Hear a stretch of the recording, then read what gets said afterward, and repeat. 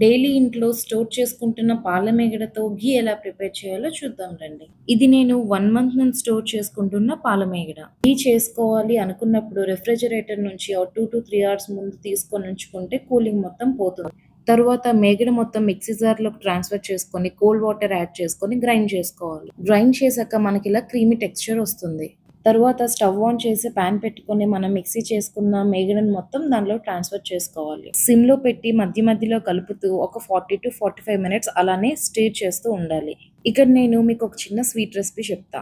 ఈ స్వీట్ చేసుకోవడం కోసం నేను ఫస్ట్ మేగడని కొంచెం సైడ్ చేశా. అది వేరే విషయం అనుకోండి. ఫస్ట్ పక్కన పెట్టిన మేగడను ఒక గిన్నెలోకి తీసుకొని దాంట్లో షుగర్ యాడ్ చేసుకోండి అకార్డింగ్ టు యువర్ టేస్ట్.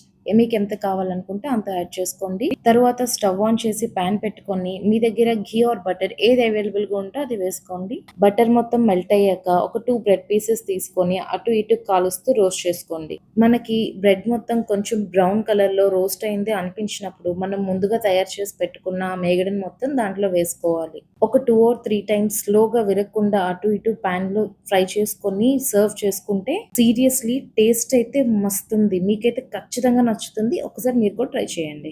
ఇప్పుడు మనం ఘీ ప్రాసెస్‌లోకి వచ్చేద్దాం. ఇక్కడ మనకి ఆల్మోస్ట్ ఘీ రెడీ అయిపోయింది. ఇంకొక 5 మినిట్స్ కలుపుతూ ఉంటే మనకి పర్ఫెక్ట్ ఘీ రెడీ అయిపోతుంది. మనకి ఘీ అయితే రెడీ అయిపోయినట్టే. స్టవ్ ఆఫ్ చేసి చల్లారనివ్వాలి. తర్వాత మీరు దేంట్లో స్టోర్ చేసుకోవాలనుకుంటున్నారో దాంట్లో వడబోసుకుంటే మీ పర్ఫెక్ట్ ఘీ అయితే రెడీ అయిపోతుంది.